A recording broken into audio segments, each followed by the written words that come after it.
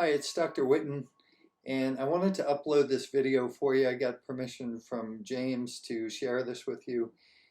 James endured a very traumatic childhood.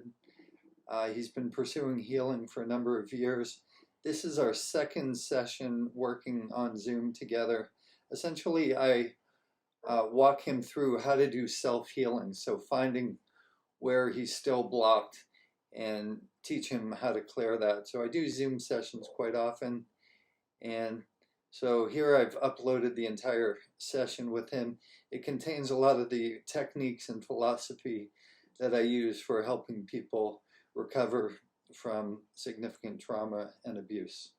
If you like the video, give it a thumbs up and subscribe, and feel free to leave any questions in the comments below. To what you do called the Healy, which is, I don't know if you know what that is. It scans your aura and then transfers frequencies into your body with electrodes. I've used that. It has like 144,000 frequencies, but your method is so much more precise. Nikola Tesla said, I think it's, if you wish to understand the secrets of the universe, think in terms of frequency, energy, and vibration. And I don't know, your method is just like you make yourself like a conduit for any healing frequency, and it's so precise. Beautiful. Well, it's it's very gratifying because I've put 28 years into this. When people recognize the power in something, it's like a very exciting moment when the world around you start going, wow, I think you're on to something. So that's an exciting moment, when you. But even the method of how you do it, because I've been to other people who do kinesiology and it doesn't work. I've been to a bunch of subconscious mind, treatment. I've done Psych-A, I've done a lot of things, and I just didn't get results from it. Yeah. Well, muscle testing is just, a tool. It's just the paintbrush, and every artist uses it differently. Yeah. So really, muscle testing comes down to asking the right questions. And so I've spent 28 years trying to figure out what the right questions were to ask the body. So a lot of people do kinesiology, but they're not asking the right questions. They're limiting their scope tremendously.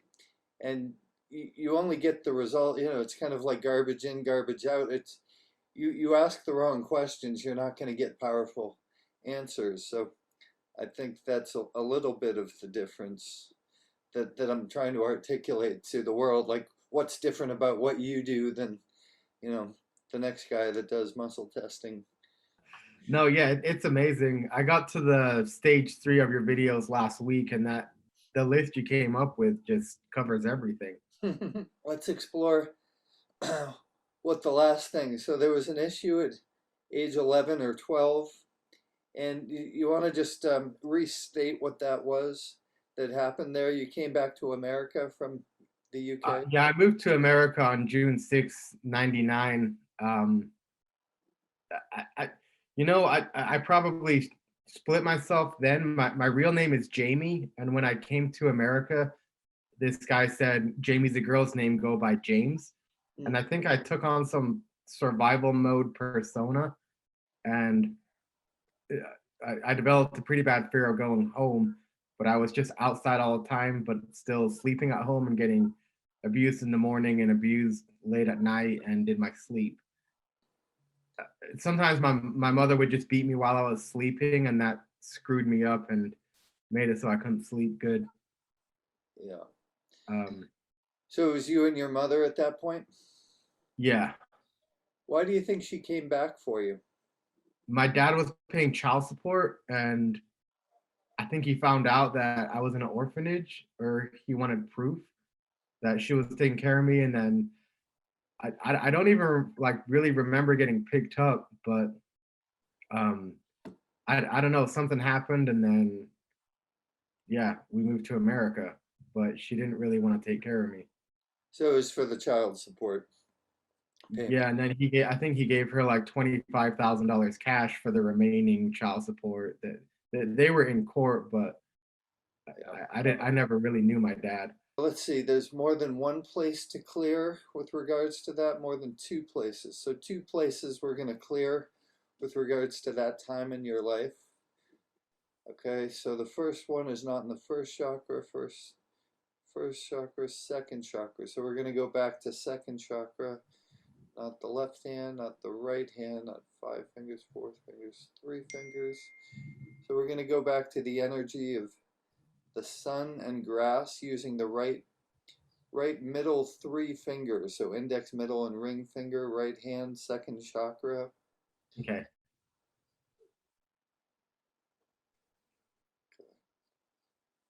C, B, C, D, E. Okay, left hand, 5, 4, 3. Okay, it's changed to the void and pure intelligence, but now it's the right third, fourth, and fifth finger, middle ring and little finger. Okay.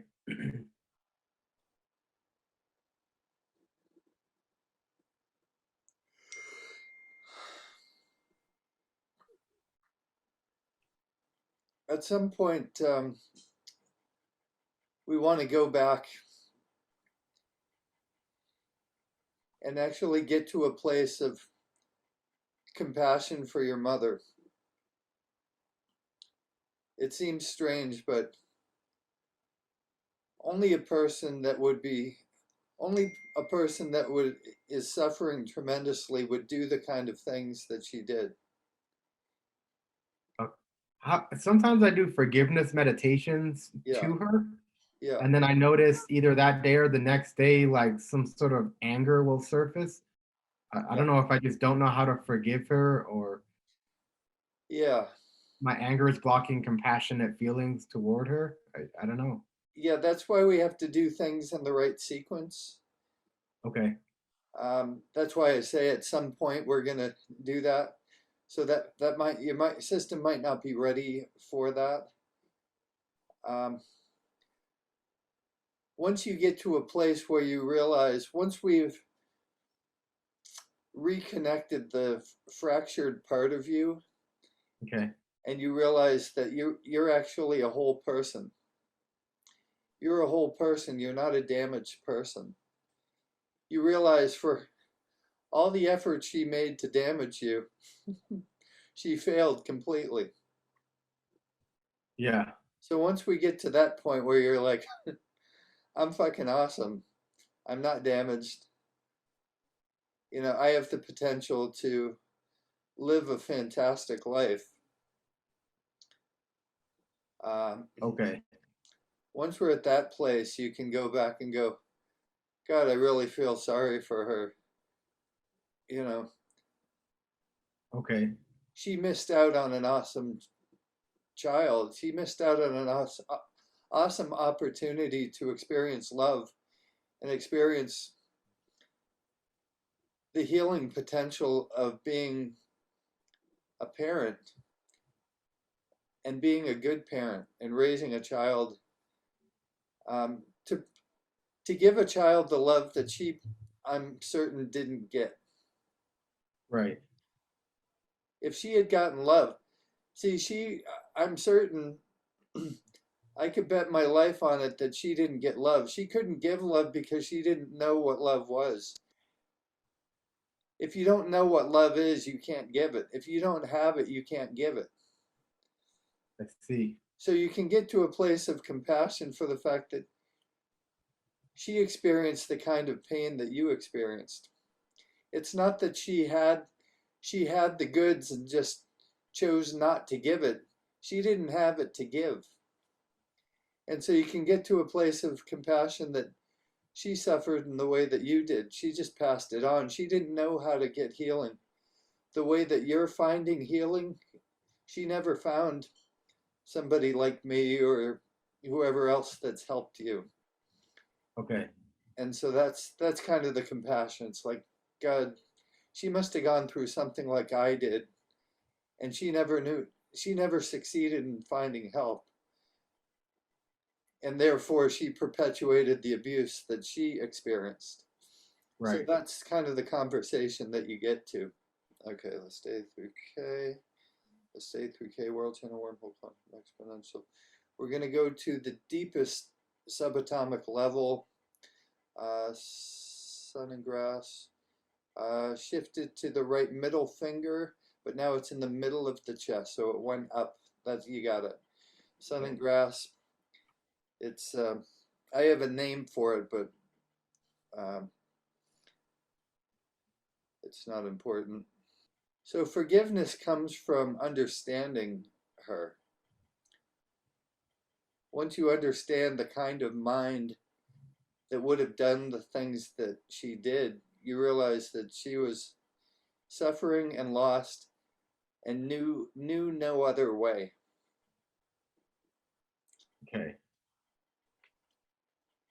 So it's very empowering to realize, because we usually live in this idea of she could have done better and she chose not to.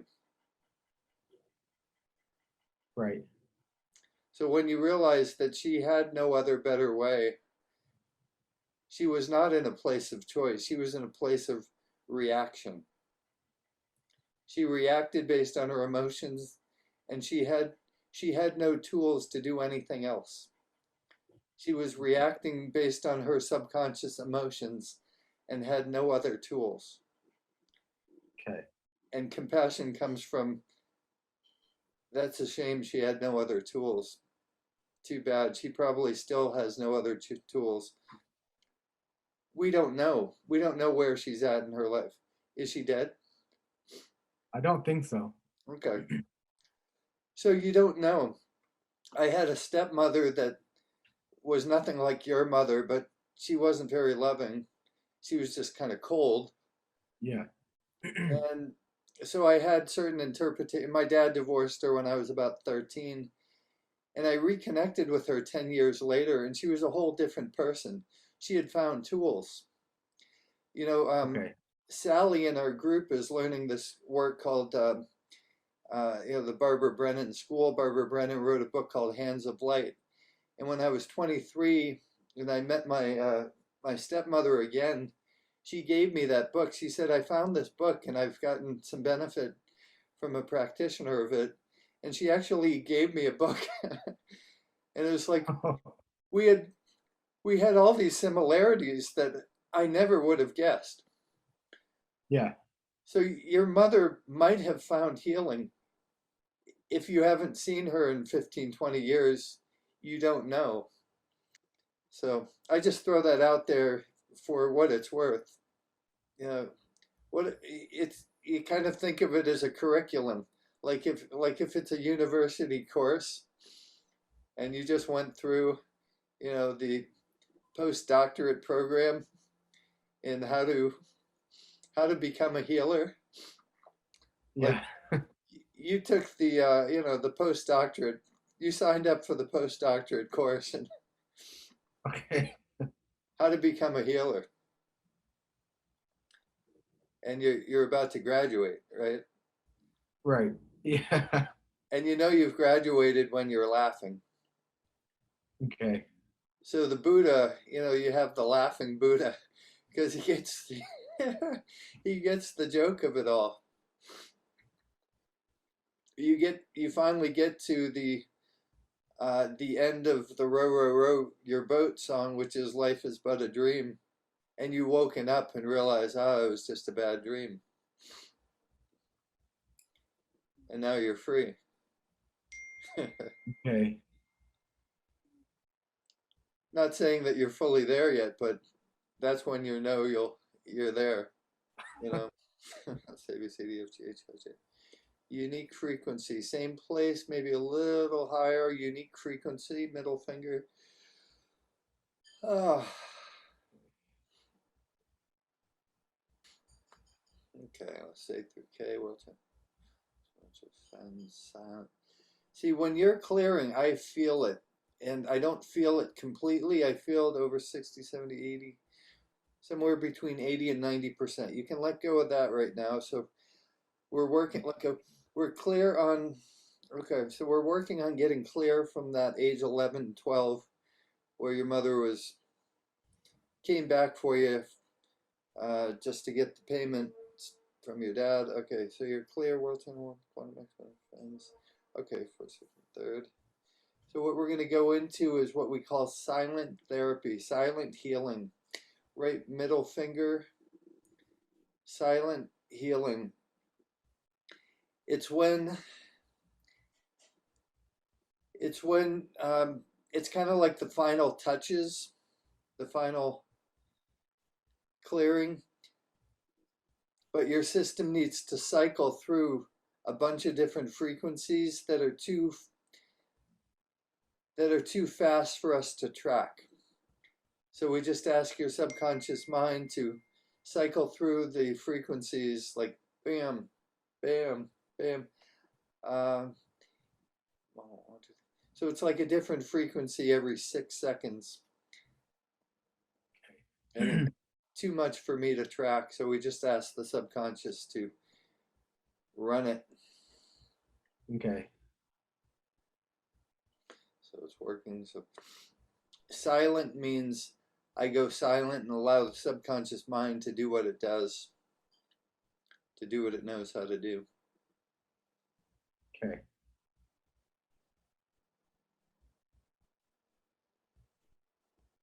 If you feel the need to move, oftentimes the spine will adjust on its own because you have a whole new energy pattern flowing through your system. So sometimes adjustments just kind of spontaneously happen if you just kind of wiggle a little bit.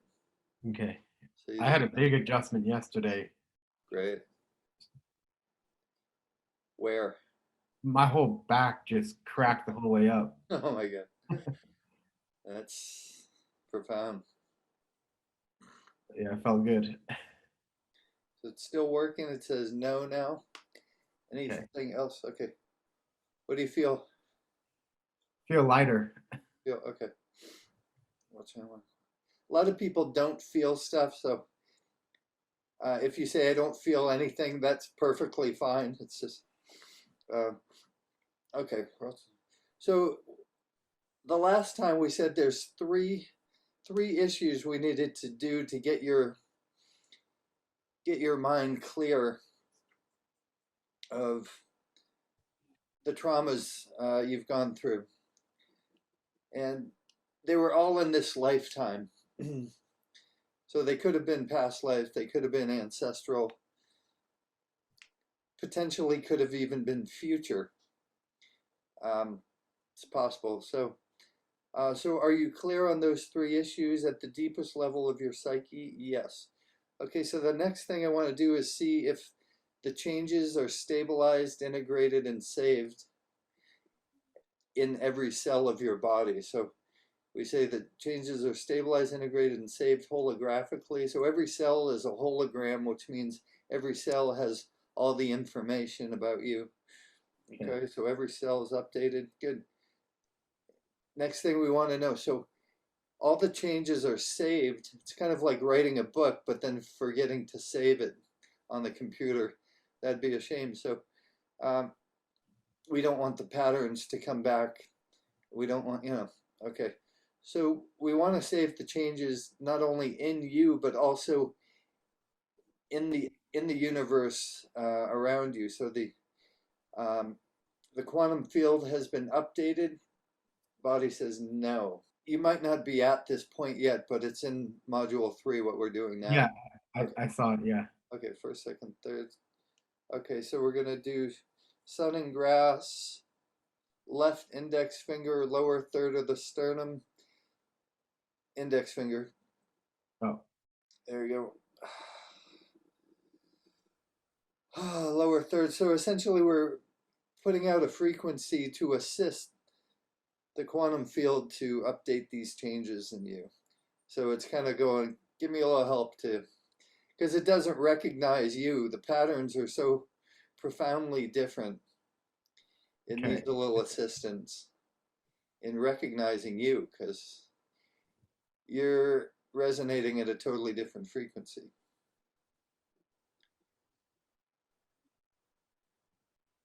So we don't want the universe to relate to you in the old way.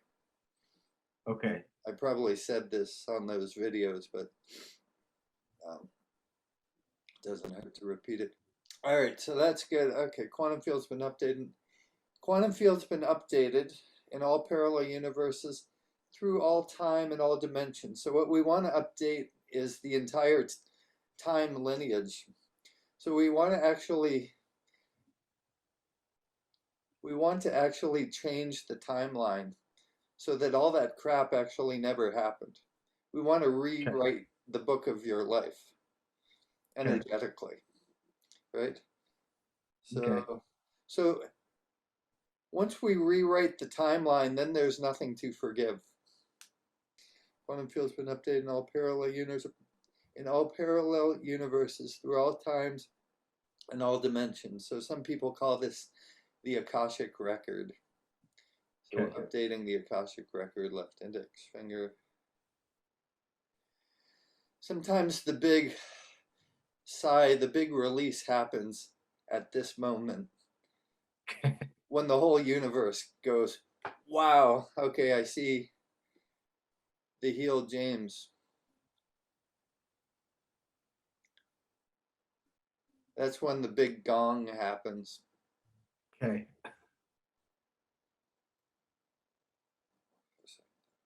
17.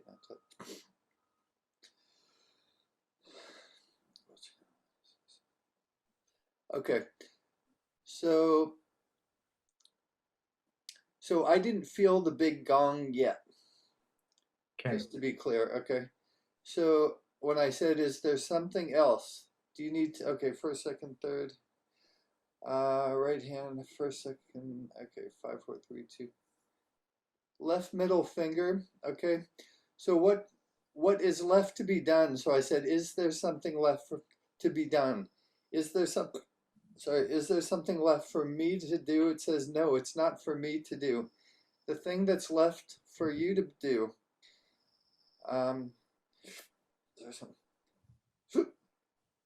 what's left for you to do is make a declaration.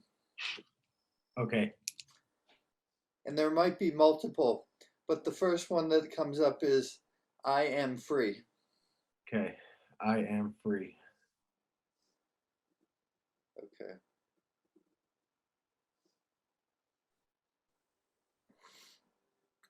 Okay, I'm just testing now. Should he say it again? Is there something else to be said? Yes. Does it have to do with freedom? No. Um,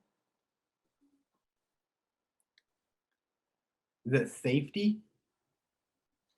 No? no, it's not safety.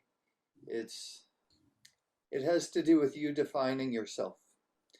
So I give myself the power to define myself. Okay? And Okay. then you go about defining yourself. Who I am. I am love. I am goodness. I am powerful. So you then go define yourself, who you are. So it's no longer, the world no longer has the power to define you. Your past no longer has the power to define you. I define myself. Okay. So that's the declaration. I define myself. Yeah, but say it without a question mark. Okay. I now take the power to define myself. I now take the power to define myself. Perfect. So your voice dropped, so it wasn't a question. Okay. All right. So close your eyes, let that sink in. Say it again. I now take the power to define myself. Yeah, that kind of frees me from these limiting beliefs. Yeah. So picture that, taking back your power from whoever defined you, whoever you gave power to before, or whatever so-called friend, whatever parent, whatever teacher, whatever institution. Just Okay. pull back. If you could see that power, you pull back. Say, I'm gonna take that back now. Okay. I define myself. And then over these next few days or whatever, define yourself. Okay. So you first step is taking back that power, and you just did, so that's complete. Is that complete? Is there anything else for James to do? Is there anything else for me to do? That's no for both of those. Um, Anything else we should do now? Anything else? Okay. So, what you asked me a question 2 days ago, which is, did this work repair the fractured parts of the soul or the spirit? Yeah. And it said no. So if I said, did what we just did what we just did what we just do repair the fractured parts of the spirit? No. So when you define yourself, will that start to repair the fractured parts of? Yes. Okay. So that will be a very powerful thing. So I would write that out. Um, there might be some things to do around affirming that. So what you're going to start doing every night and every morning is affirming who you are. Okay. And you can write this list. I'm whole and complete. I'm worthy of love. I allow people to love me, and I love other people. I'm creative. I'm brilliant. Okay. I'm safe. So you start defining yourself in those ways, and every night you give thanks. You say it as a gratitude statement. Thank you, God, for helping me be a whole human being. Thank you, God, for enabling me uh, to have love in my life. Okay.